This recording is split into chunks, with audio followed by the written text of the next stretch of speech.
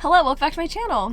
It is the end of May, which means it's time for another monthly reading wrap-up, and I'm hyped to bring this one to you. Not hyped because this was like a particularly grand or amazing reading month, but excited to bring it to you because I am in high spirits. I feel like I've finally gotten out of my seasonal depression. I'm ready to work my way through the books for this video. I'm ready to share my thoughts and feelings, and just overall, I am looking forward to the month of June. I think it's going to be such a good, exciting month, hopefully full of a lot of reading. But to get to that place, to get to the excitement of June, I need to tell you about the books that I read in the month of May and talk about my reading month. It was not a great month in terms of ratings, though I did read more books in May than I think I have read in any of the other months this year, which feels really exciting. I know that I have at least 9 books to talk to you about, and then I know that I probably read another 15 that weren't for this video, so that's kind of exciting. I definitely am like reading books. I'm definitely getting through my backlist, which is kind of my goal for this year, is to read more of the books I own, and so you'll kind of see that as I work my way through this wrap up. So sort of a mixed bag in terms of ratings, although most of these are kind of on the low side simply because, again, when you're reading for certain things and you're not just picking up books that you're in the mood for, sometimes your ratings are not really what you want them to be. Anyway, let's get into it. First up, we have Book Lovers by Emily Henry. I'm sure that I'm going to be talking at length about this book in a lot of other videos upcoming, end of year videos, list videos, etc. So I don't want to harp too much on this one. But this book's about Nora and Charlie, and they are semi-rivals in the literary world.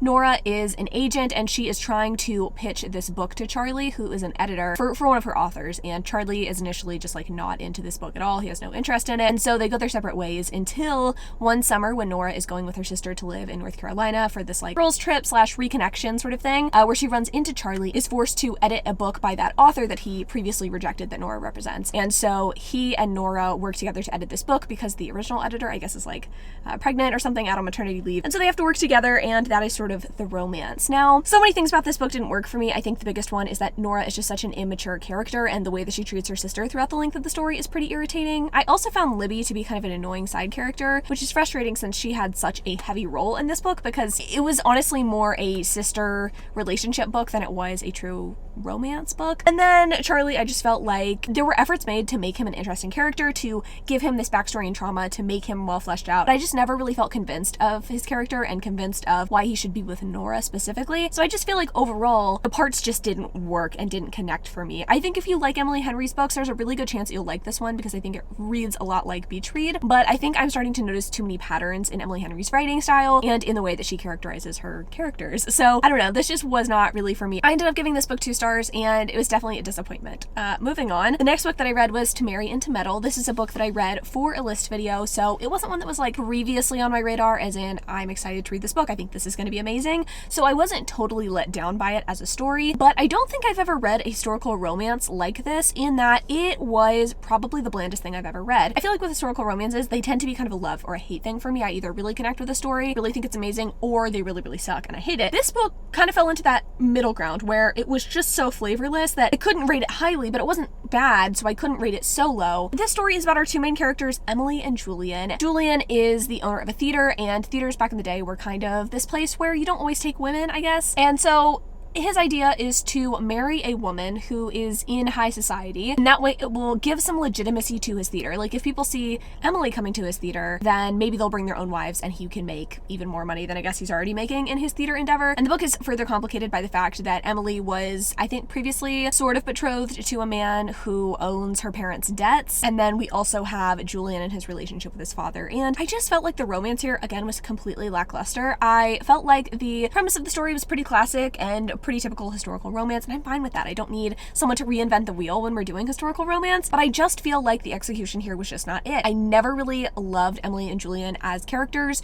They were pretty bland and pretty boring, and then together, their relationship was fine, but there was absolutely no tension there, and you do need a tension and a conflict between our hero and our heroine for it to work. The only real thing was that he was very wishy-washy about whether or not he actually wanted Emily to go to the theater, which was weird because the whole reason he married her was he wanted her to go to the theater, but then he was like, I'm a controlling douchebag, and like, I think that you need to stay pure, because otherwise what's the point of having married you? I don't know, it was just kind of bizarre in certain aspects, and I just ultimately didn't feel like there was a consistency of character or growth on either part of the characters, and in their romance, it was not for me. It was definitely a 2-star read, and I'm not really surprised because I read other 2 books in this series that I also didn't like. So anyway, moving on, we have 800 Grapes by Laura Dave. I read this in a weekly reading vlog, and I thought it was fine, I guess, for what it was. I really liked Laura Dave's, I think, like, mystery debut. I don't know if it's the only mystery she's written, but it seems like the other stuff she's written is more like literary fiction. This one is about our main character, Georgia, who grew up on a was gonna say a farm, a grape farm. I don't think that's what they call it. She grew up on a vineyard in California where her family are winemakers. She has a really big attachment to the land and a really big attachment to the family business, but a lot of things are kind of tumultuous in her life at the moment. She's slated to be married to this man in about a week,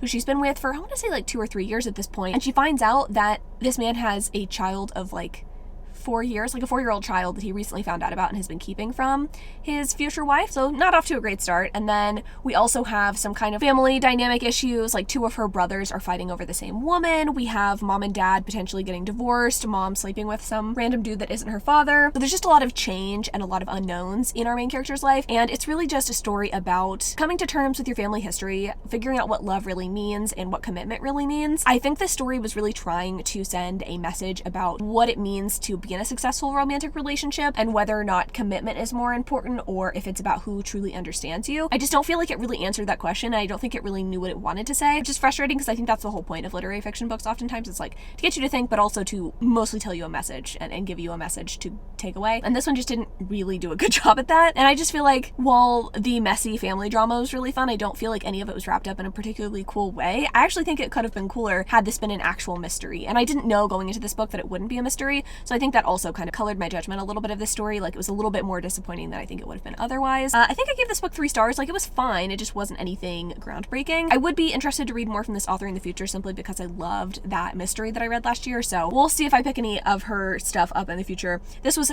a part of her backlist. So I'm thinking maybe if she writes more in the future in the mystery vein, then I'll read that. Had to move to my backseat because my camera was overheating on my dashboard, as it did last month. Honestly, this Texas heat has been intense really early on. Let's talk about 9 Rules to Break When Romancing a Rake. This was the 4th book that I read this month, and I didn't love this. I read this for a historical romance video that I'm doing where I asked y'all what your favorite historicals are, and y'all told me that this was one of your favorites. And I was expecting to enjoy this because, again, so many of y'all spoke highly of it, and I'd also never really heard of it. And I was looking to potentially find a new favorite, but unfortunately this just didn't work for me. It's about our main characters, Calpurnia and Ralston. And Calpurnia at the beginning of the story is a spinster. She is trying to kind of live out her fantasy because she knows that she's on the shelf, probably never gonna get married, so why not have a little bit of fun while she's at it? So she's trying to balance her desires to have fun and have a good time with her duty to Ralston, who has asked her to chaperone her little sister and bring her sister into high society, since Calpurnia has this untouched sort of image, right? Like, bring your kind of scandalous little sister into society with this woman who kind of knows what she's doing and has a really good reputation.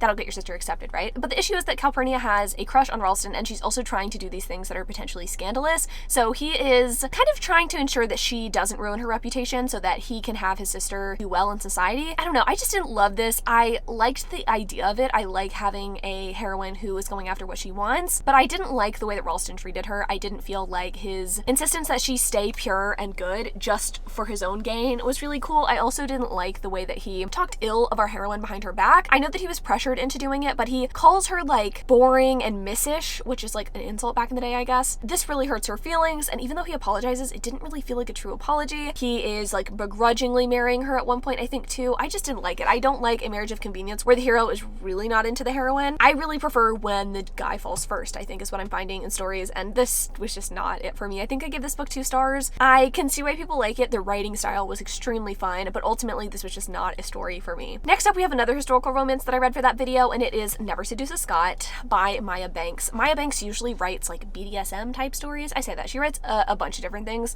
but that's kind of what I've known her for, or like known her as, like a BDSM sort of like 50 Shades-ish author. But this is one of her few historicals, and I know that for the most part people really like Maya Banks historicals, so I was again going into this with the best of intentions, best of expectations, I guess. This one is about our 2 main characters, Evelyn and Graham. Evelyn has had kind of a hard life. She was engaged to a guy who was telling her, I'm going to treat you like shit, and she was really scared of this. So after some kind of unfortunate circumstances, she falls off a horse and can no longer hear very well, and so she pretends to not be able to speak either. Like, she can't speak, she can't hear, she acts like she doesn't really understand what's going on to get out of this betrothal to this guy. Very, like, kind of a smart tactic, I would say. After another series of events, she gets betrothed to another guy in a rival clan because I think the King of England or something is like, hey, these rival clans are fighting too much. If we marry them together, then things will be good. So we have Evelyn and Graham, and it's kind of an enemies to lovers thing at first, but it quickly turns into something a lot more romantic.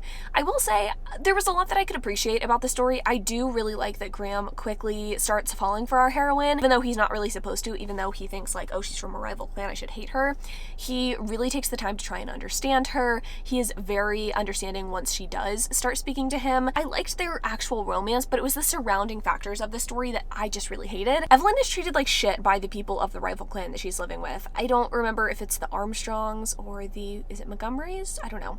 One of the two. She's living there, and they just treat her like shit repeatedly. They make her do hard manual labor as a way to like ingratiate herself in the clan, even though that's not really how it would be. Even if they had Graham married someone from their own clan, like she would have been treated with respect and like would be able to run the household but not have to actually do the hard manual labor. So just shitty the way that they treated her and tricked her, and this happens repeatedly. It's not just like one circumstance where it's like, oh, she's gullible and she has to like figure out how to do things on her own. She gets repeatedly just shit on, and it was really hard to read about, and it wasn't very fun, and I don't think Graham did enough really to prevent this. And I think, you know, he wanted her to be able to stand on her own, but it's like, if your lady is getting harassed by the people that are supposed to be like under you, if you're supposed to be like in charge, you're the leader of the clan, I feel like you could do more to get good treatment for her. It frustrated me. It was really frustrating to read, and ultimately I just feel like that brought down my overall enjoyment of the story. I don't remember if I rated this 2 or 3 stars. It's really hard for me to say, simply because, again, I think the romance was fine, but I just felt like the surrounding pieces were just so hard to read, and it didn't make it an enjoyable story. Evelyn had already been through so much with her treatment at her last clan. I was really hoping that this new clan would come to accept her and embrace her, and I guess eventually they did. There were way too many plot twists in the story, and it just ultimately was not for me. So moving on to a completely different genre, we have a YA contemporary that I picked up. I was kind of in the mood for something summery, and I definitely wanted to pick up something that was a little low stakes off of my backlist, so I picked up This Adventure Ends by Emma Mills, and I actually really enjoyed the story. I think I gave this book like 3 stars. This book is about Sloane, our main character, and she used to live in New York. Now she lives in Florida. She is a high school senior, and she is finally having to make friends. I don't think in her previous school she had very many friends, or she wasn't close with very many people, and so now she is trying to figure out how to like navigate friendship and how to be there for people. And one of the ways that she feels like she can be there for her best friend Vera